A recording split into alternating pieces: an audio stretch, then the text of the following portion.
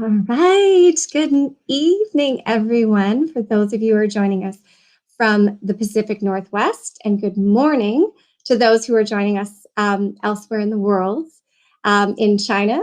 And I wanted to welcome you all to our second episode of Just Published.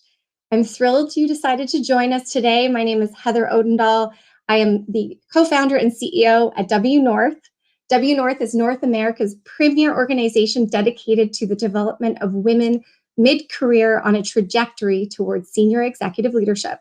We connect female business leaders through our members club, which provides a virtual forum for online content and development opportunities, including workshops, leadership masterminds, courses, events, and our annual conference in Whistler, Canada, when it's safe to do so.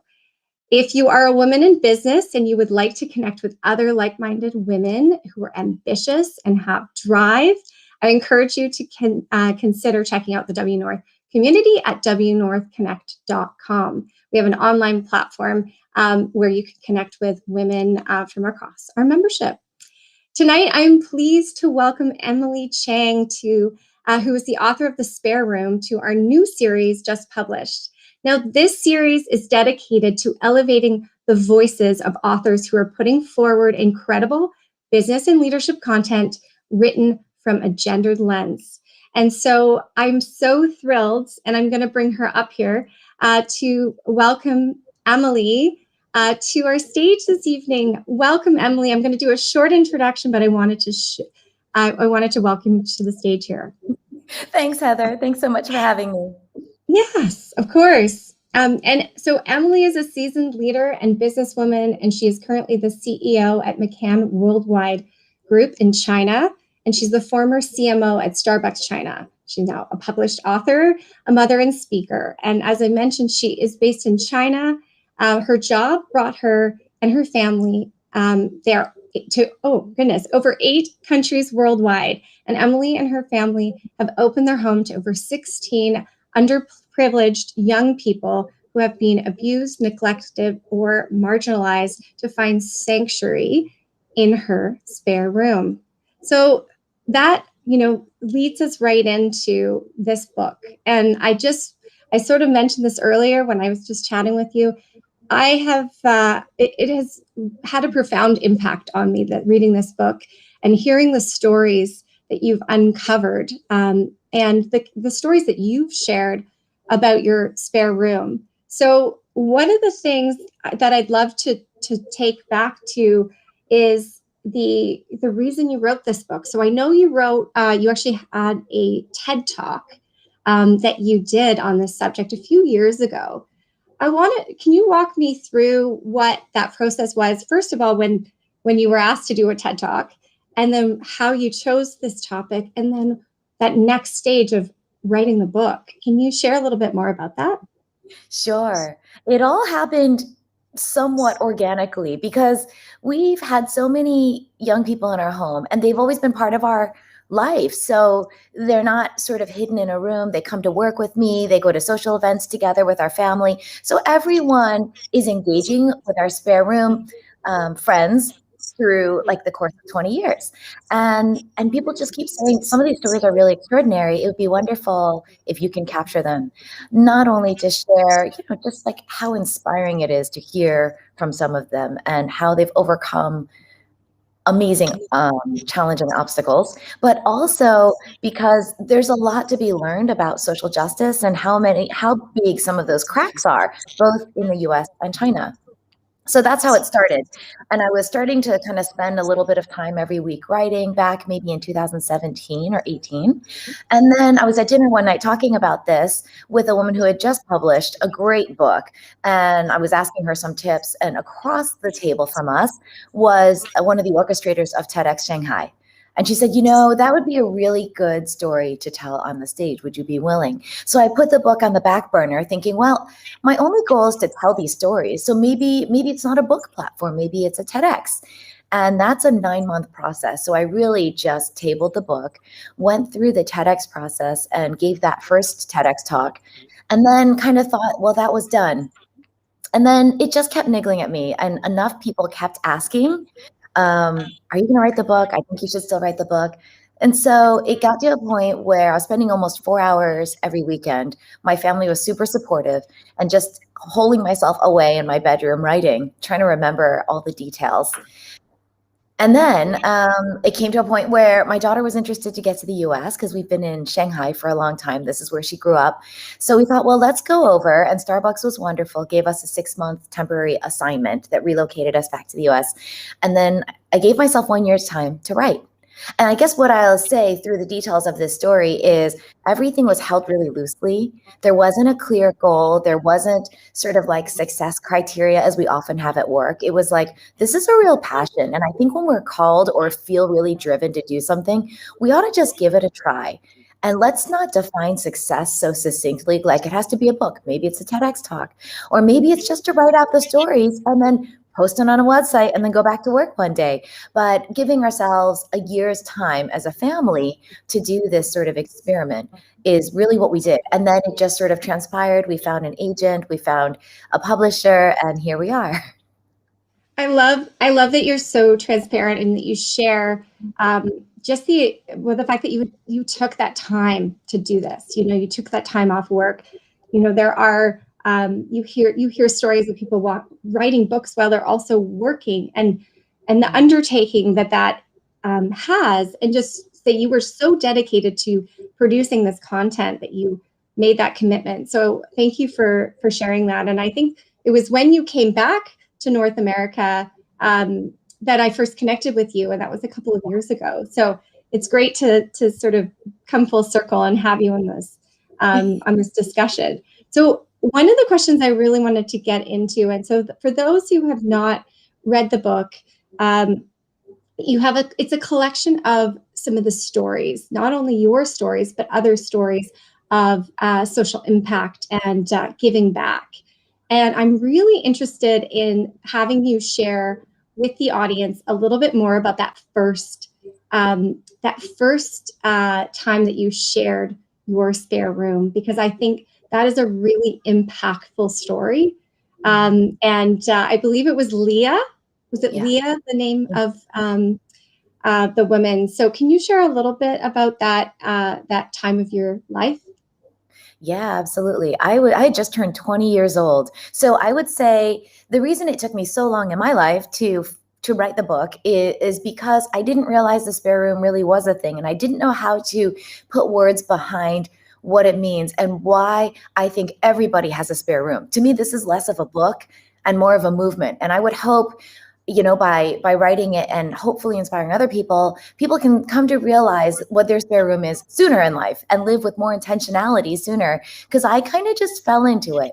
I was just 20 years old. I was still finishing my undergrad in upstate New York. I went to University of Rochester. I was studying biology.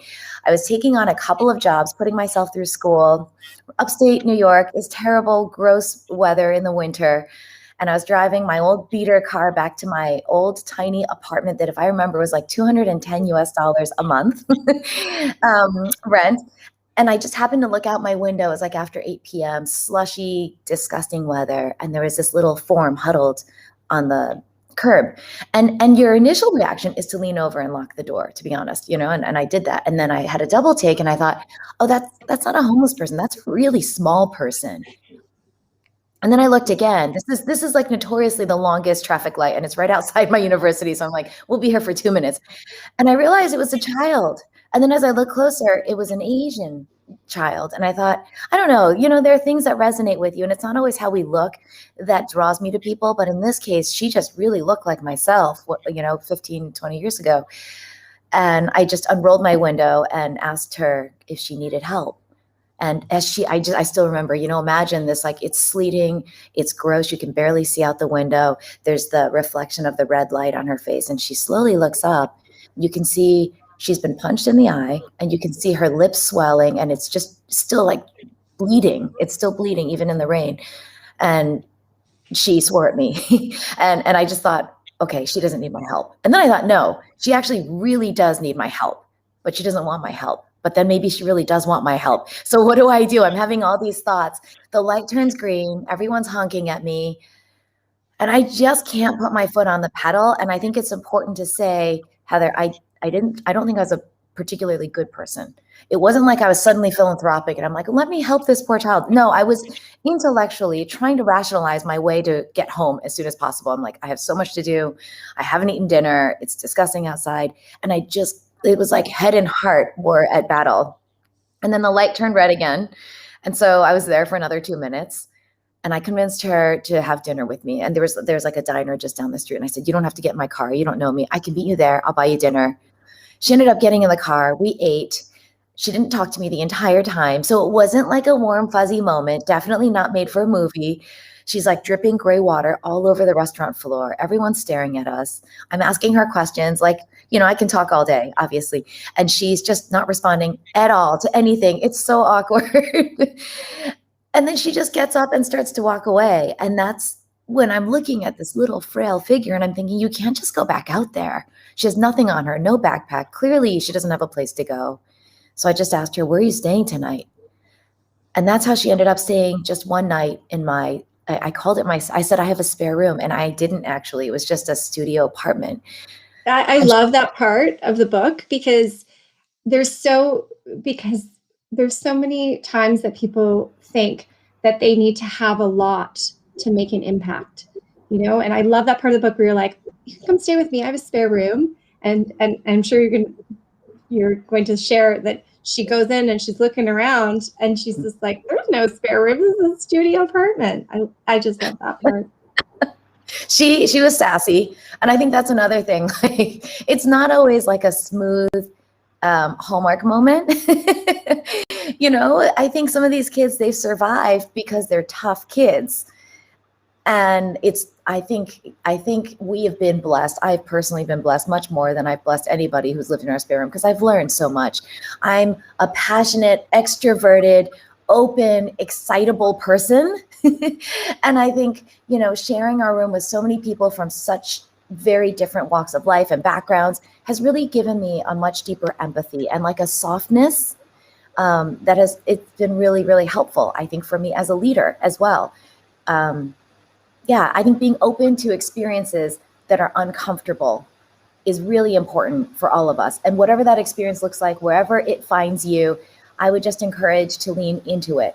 Because also when we come across an uncomfortable moment and we run the other way, somehow if we have an opportunity to learn from that moment, it'll find us again and again if we're running away from it. But if we lean into it and let it shape us and let ourselves learn, then we'll find that we become just more dimensional. I think we become kind of richer people as a result.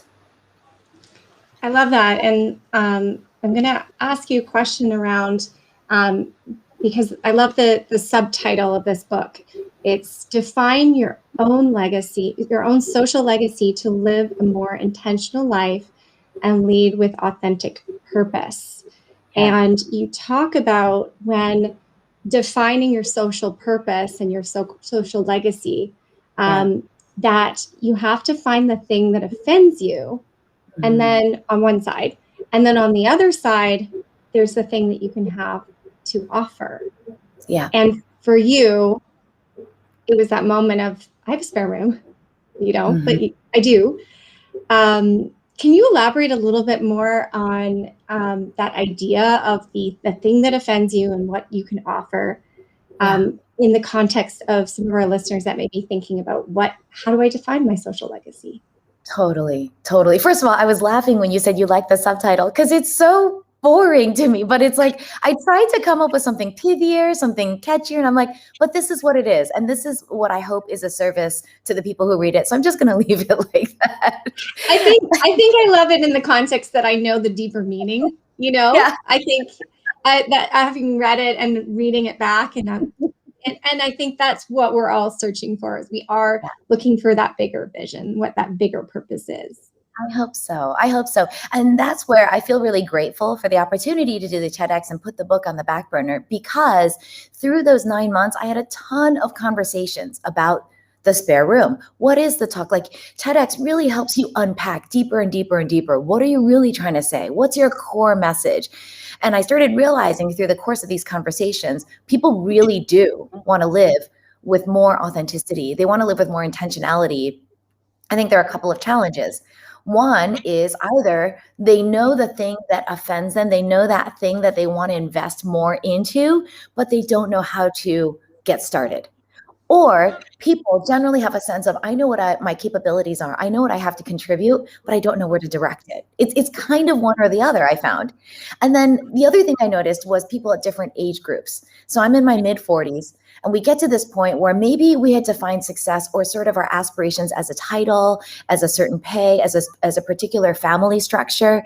And when you get there, you're like, my life is far from over, but now what? Or when you're younger, and I love who you're speaking to, so much, because these are the people who I generally love engaging with, especially on LinkedIn. I love coaching, and you find people so much more switched on than I was at that age, saying, I'm on the trajectory and I believe there's going to be more. How do I proactively start thinking about it before I get to my mid 40s? So with those couple of things in mind, it really came down to a super simple model. It's like your offense and your offer.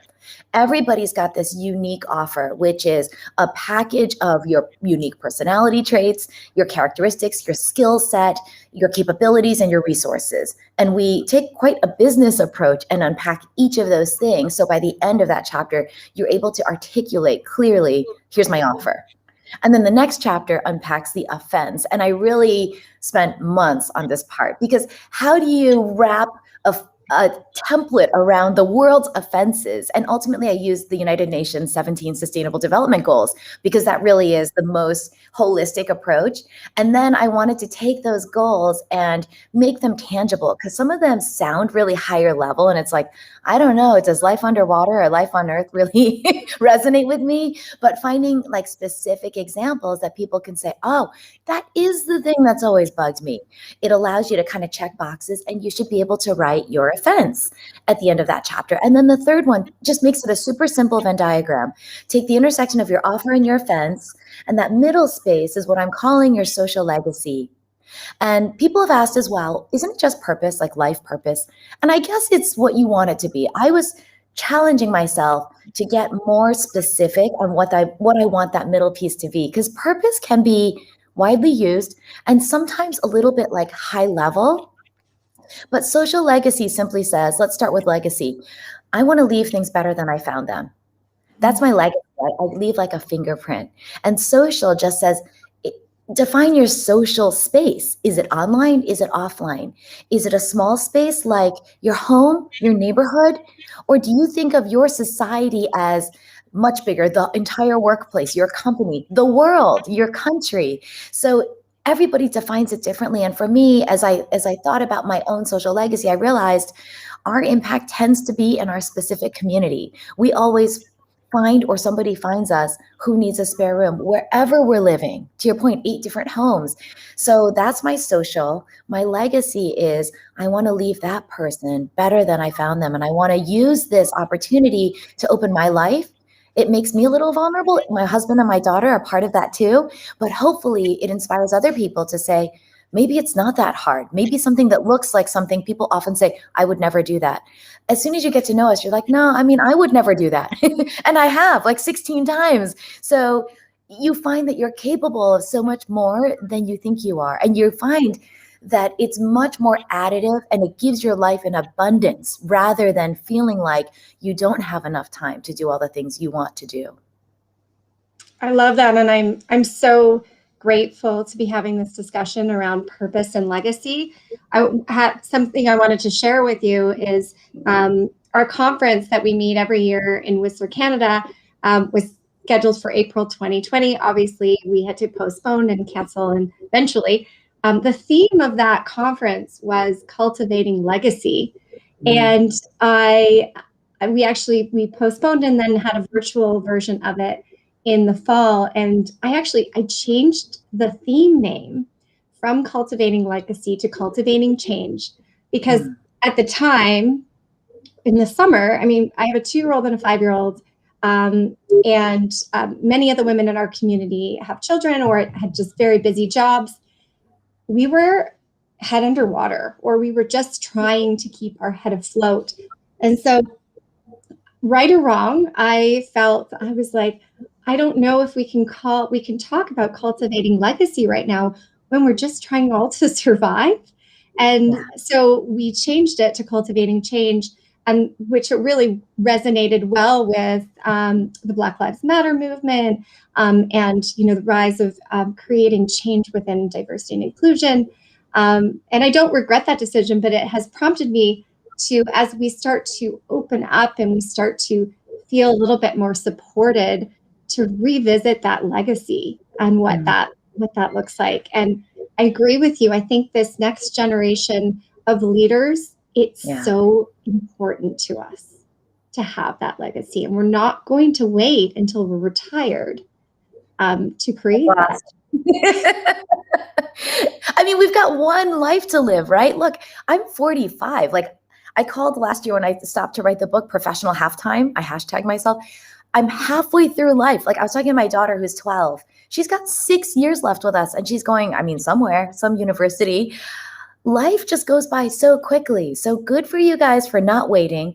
Good for you guys for embracing your career, your life, and saying,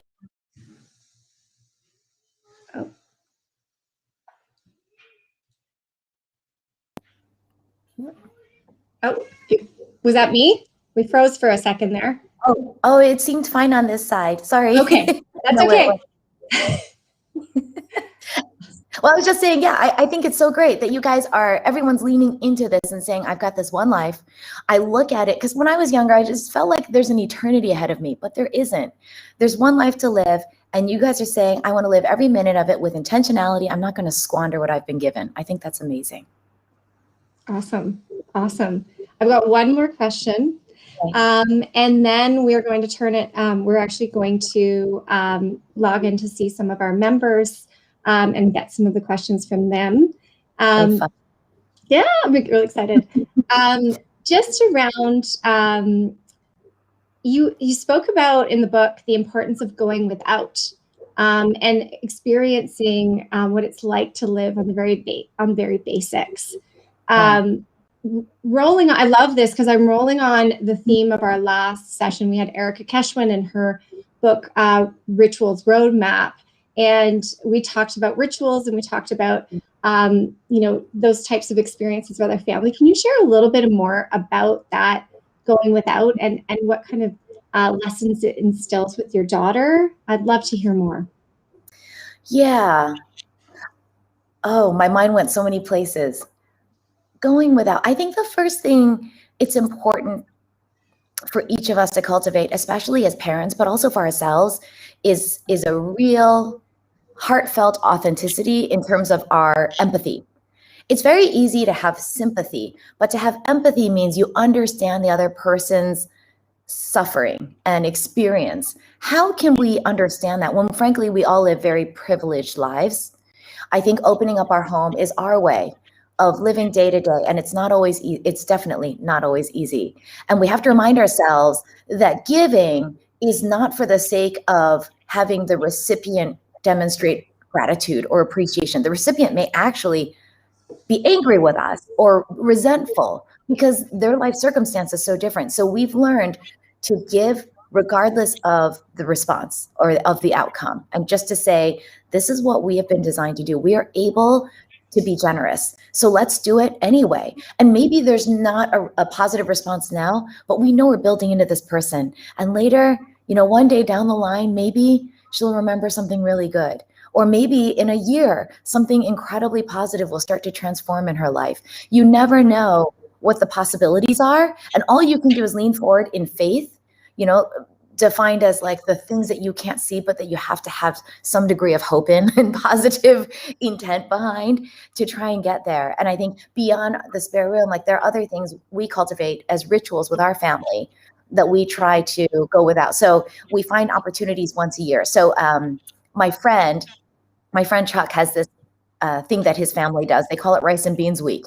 And they just eat rice and beans for an entire week. That's it, nothing else. And I think those are really good practices because I don't live a life where I only have to eat rice and beans. And it sounds like we want to be positive and contribute to people who live in poverty, but like, let's live for a week like that and see what it feels like. Or when I was much younger, I haven't never told this story.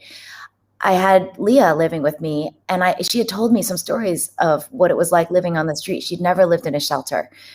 I didn't think I could go live on the street per se, but I did go check into a homeless shelter and lived for 3 days because I just wanted to see what it was like. And it was dreadful. It was dreadful. What we think, we don't know until we live it. And I think it does two things, Heather. One is it really does cultivate a real empathy in us because now we're able to relate. But two, it instills just such an incredible sense of gratitude because you just don't know what you have until you really don't have it. Yeah, no, I agree. I can only imagine the impact that would have had on your level of understanding of where Leah was at. Um, thank you for sharing that with us. And the interest of the eager members that are awaiting us, I'm going to wrap. But what I want to share with everyone is that the spare room is now available. I like to promote at your local bookstore. So here in Whistler, I order books through Armchair Books, but in all of your cities, there are small bookstores that need your support. So order your books. And the other thing that's amazing about your book is there's a lot of resources and workbooks that you can work through. So encourage you to get a copy of the book. And thank you, Emily. It has been a pleasure to have you on Just Published. And I look forward to chatting more with you. I will see you in a minute. Thanks,